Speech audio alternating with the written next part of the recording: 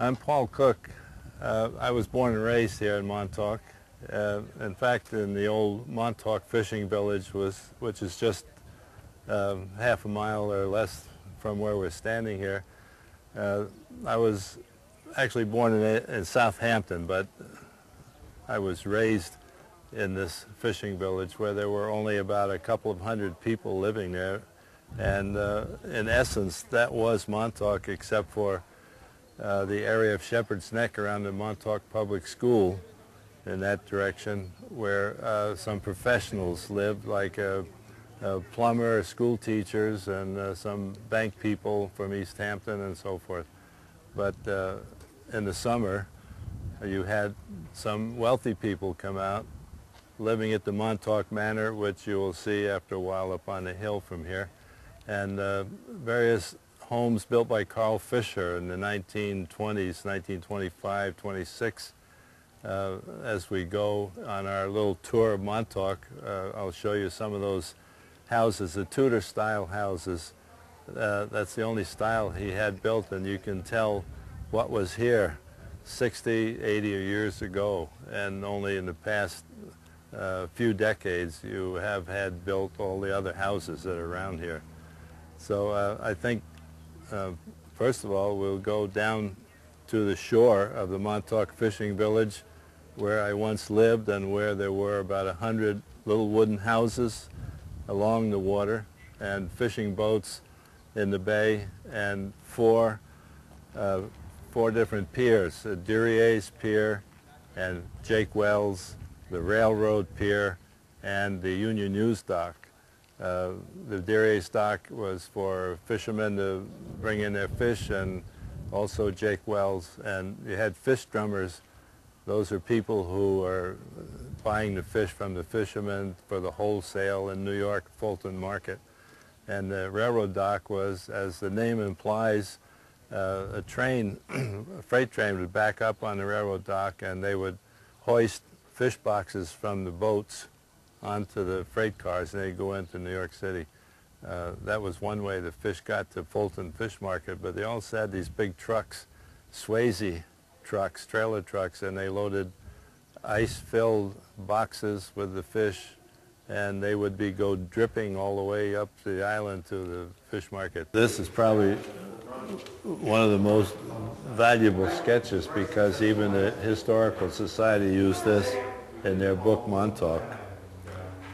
It shows the way it was while I lived there in 1934 to 1940. So I guess we can go down to the beach if you like now. At the end of this turnaround track near the water, it was convenient for the Jake Wells company, the fishing company, to build an ice house here. It was a big 2 or 3 story wooden house. Every winter this lake would freeze over, solid enough where cars even drove on it. But we used that for skating and ice boating and all sorts of things. They would saw the ice out of this lake here and fill up this ice house, and that was the ice they took over to the Jake Wells's dock and used for icing the fish. And on the right, something else you can't see, but it's important for the people who used to live here. There was a cranberry bog here, just 10 feet in here, and everybody who lived here got their cranberries. And then when the hurricane 1938 came, all the salt water from the ocean and the bay came together, and they ruined the cranberry bog, so there was no more. Here's a fish trap. I think that was built since the war, but that's the kind of fish trap. There were several of these along the bay. Well, the fish have a tendency to swim parallel to the shore, and there's a leader net that goes out from the beach out to that round net that's like this, and the fish can't get through, so they keep trying, and they finally wind up going in the And what type of fish do they normally catch? Oh, they had butterfish and blowfish and some weak fish and whiting, flounders, all different kinds. This is the original Montauk village was all along this shore all the way over to Derrieres, where you see those white buildings way over there.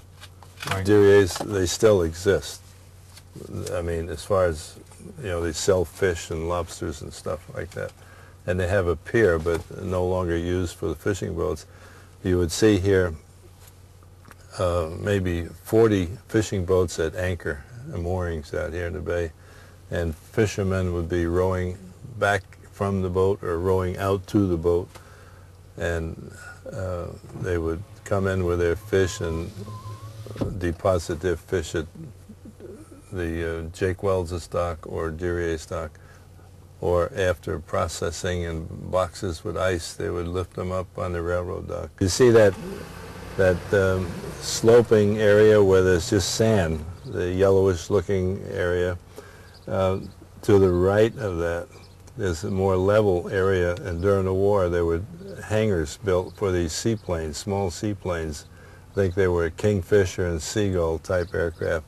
And when they tested torpedoes from the beach, they'd fire them into the bay to test them, and then they had these small seaplanes fly out there following the torpedoes, and they would have these retriever boats go out there, and they would work together in communication to get the torpedoes and bring them back into the factory for testing again.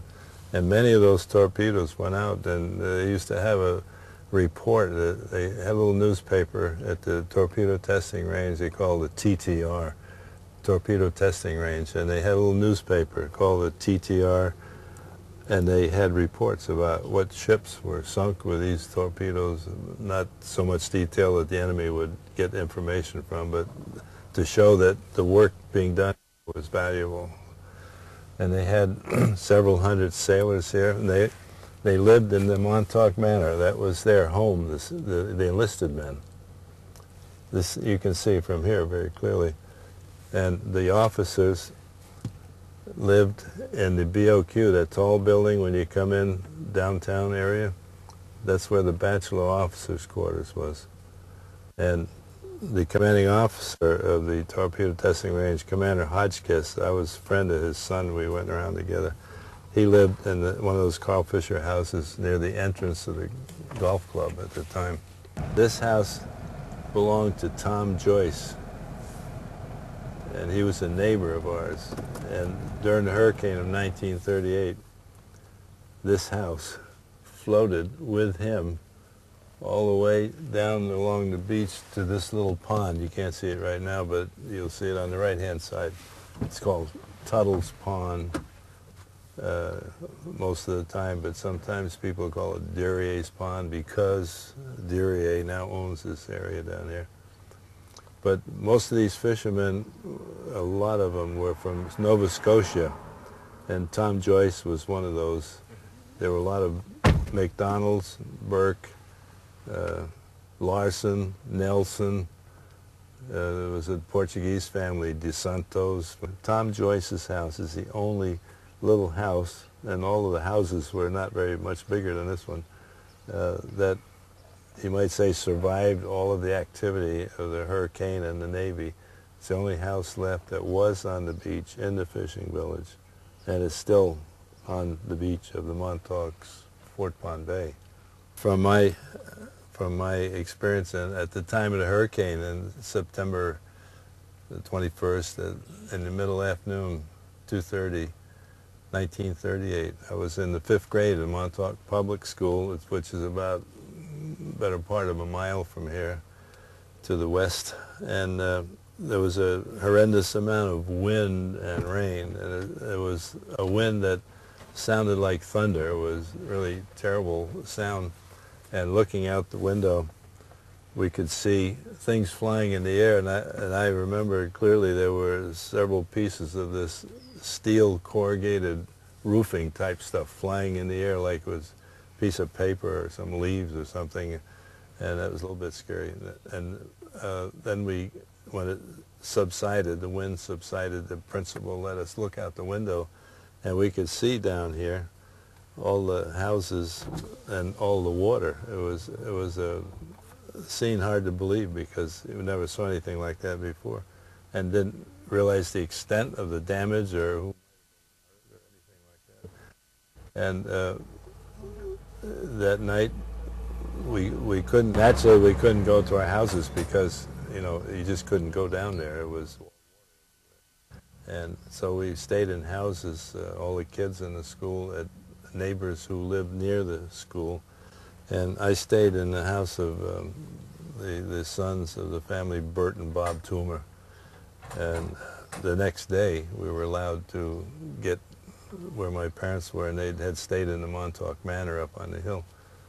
But it was a disaster, but at the same time, you always see some things that are kind of funny, and one was we went to the area between our house and the water when it went down mostly, and there was still some though, and all the chickens in the chicken coop we had were dead, but there were 3 ducks swimming around like nothing ever happened.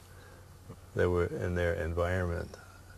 So since we couldn't live in the house, we went to our grandparents' house, Vincenzo Santa Croce. It was an Italian family. My mother was Italian, my father English. Anyway, we went there to live for the next few months. My father had to stay here to take care of the post office service under rather difficult conditions, but anyway, that was September, and we went there just a few days after the hurricane, and we had these 3 ducks in my grandfather's yard and fattening them up, so to speak, for Thanksgiving. However, somebody stole the 3 ducks. So, end of story. We had no ducks. The same railroad track, by the way, was washed out in the hurricane when people tried to leave Montauk on the train. They couldn't get out. They had to back up, and all the people lived in the Montauk Manor. This building in back of me is no longer a railroad station. In fact, an art building today. But this is not the original railroad station. When the Navy came in 1942 and built a torpedo testing range here, they, you might say, destroyed the whole village, but because the buildings were either torn down or dragged out of the beach area to other locations in Montauk. But they had a big facility here to test torpedoes. In any case, the railroad station was 90 degrees in this direction, and this is not the original, but a replica of that one. And today it's not used for the train at all. It's an art depot. But the trains still drive in and out of here. And one more thing while we're right here. Here today you see these modern diesel trains. In the days I was living in the fishing village, in 1934 to 1940 period, there were the steam trains.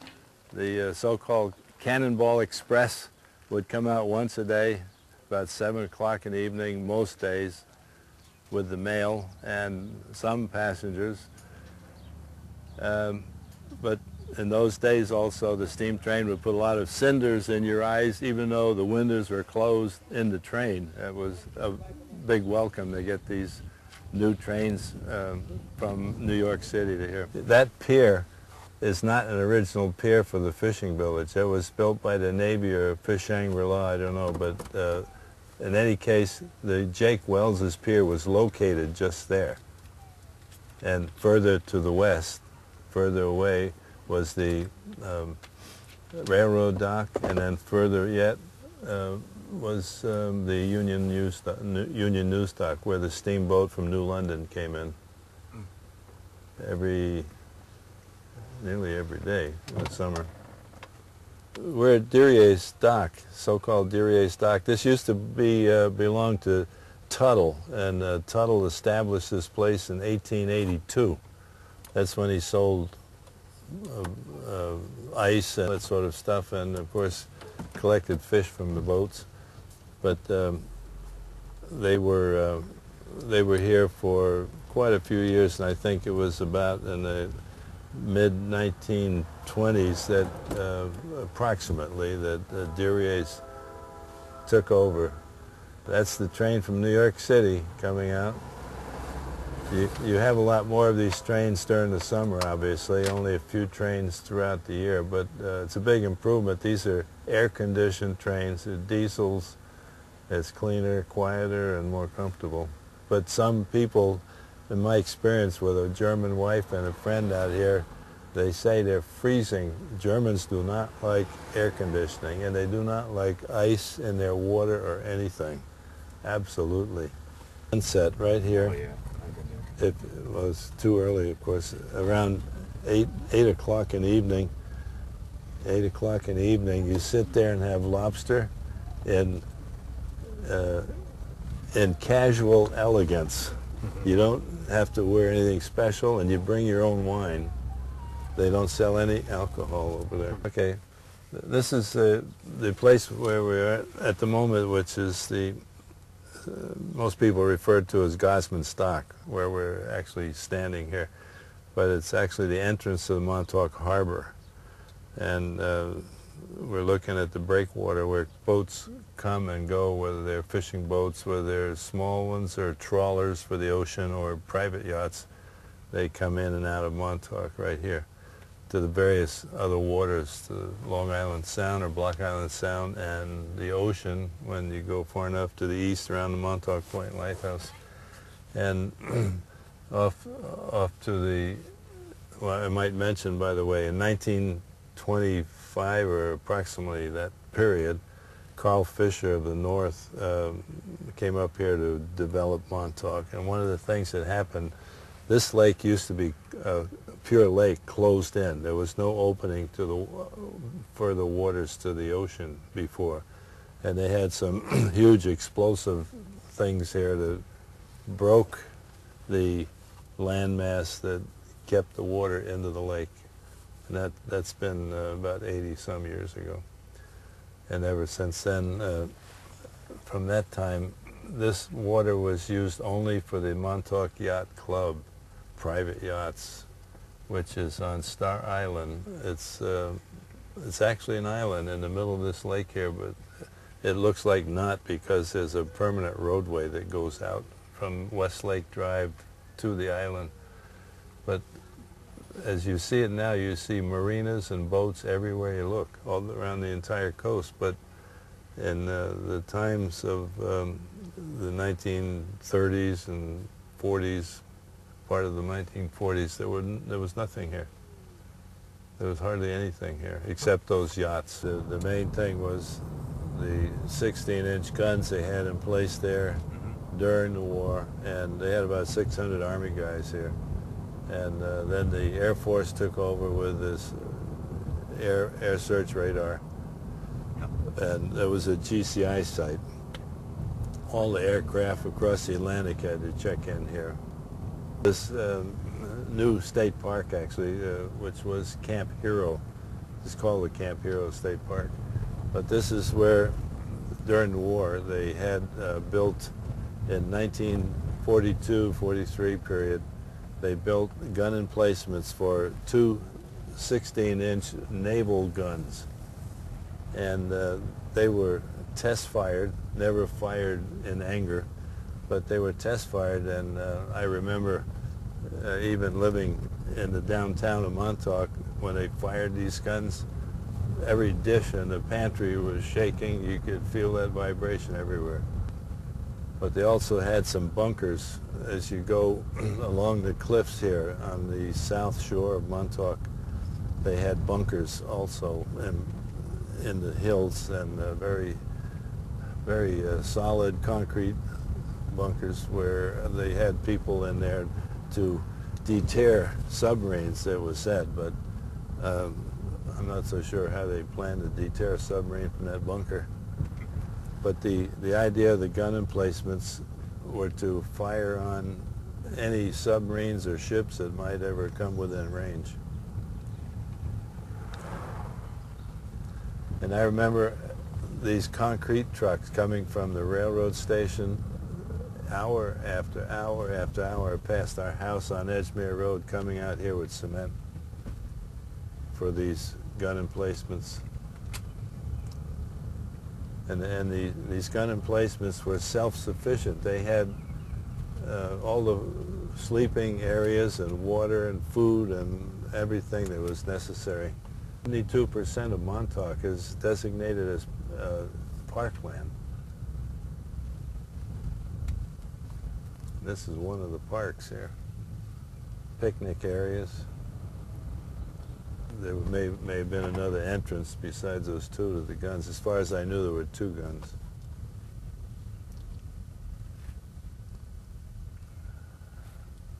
And this is no longer active. None of this is active anymore.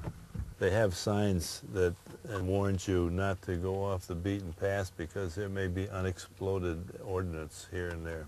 There are a couple of books, Project, or the Montauk Project, or another 1 or 2 books with a name similar to that.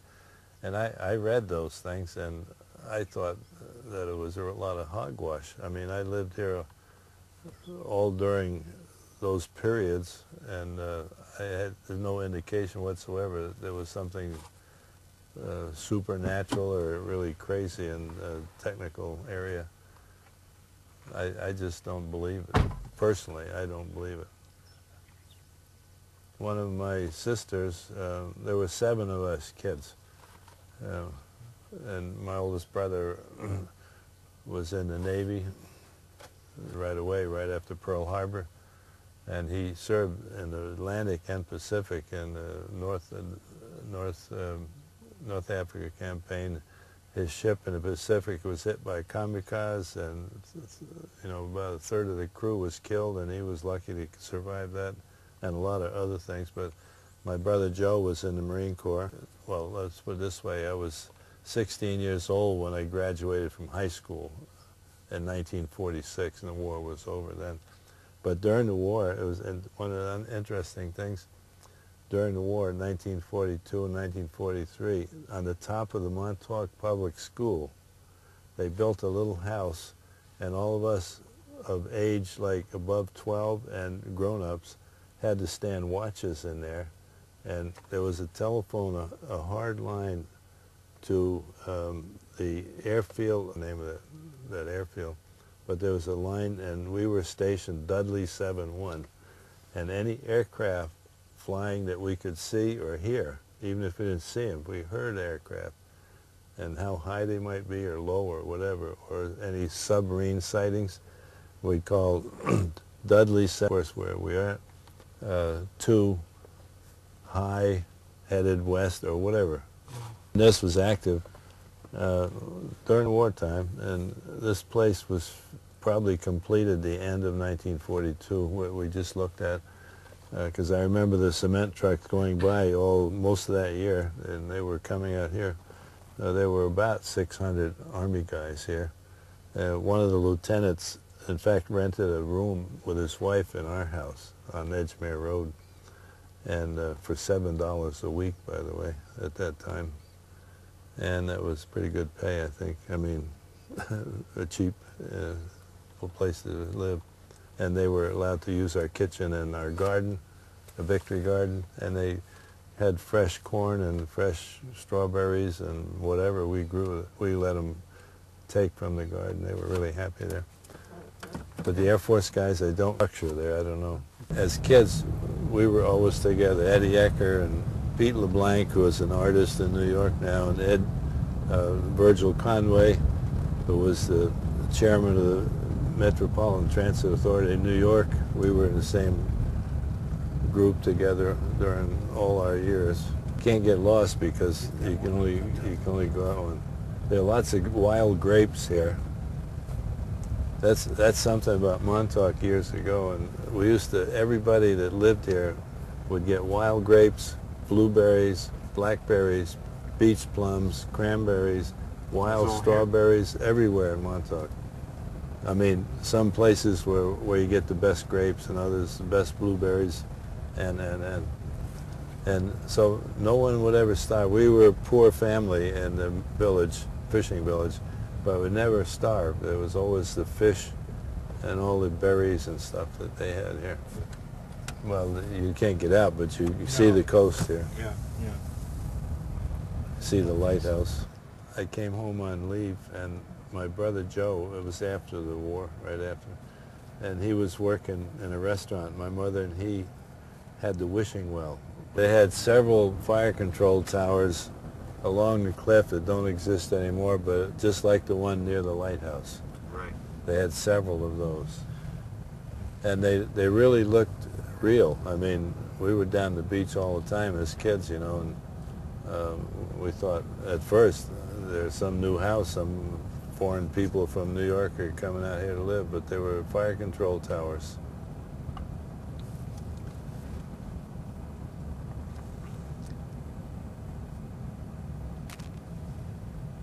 It's 137 steps up to the top, and they've changed through the years to different kind of lenses and so forth, but it's still active. In fact, it's the 4th oldest active lighthouse in the United States, and it's the oldest active in New York State.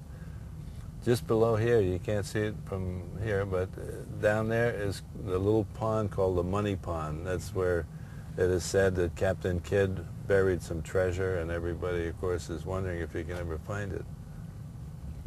This is the oldest cattle ranch in the United States. But even when I was in school, in the grammar school and in high school going to East Hampton, they had cattle drives from Montauk to Southampton area. I mean, real cowboys with the cattle going out there. And this was the polo field that was established by Carl Fisher. We had polo field activity, but they had rodeos here each summer. They had rodeos with cowboys from Cheyenne, from wherever. And the Dickinson family, the one that ran the Hither Hills camping area, they had 3 sons, Phineas, Frank, and Jack, who were also cowboy-oriented, and they rode wild bulls and did horseback riding and all that stuff here. And one day, Frank was thrown up in the air from a bull ride, and he came down, and his nose caught the horn of one of these bulls, and it ripped his nose open, and it was a terrible thing.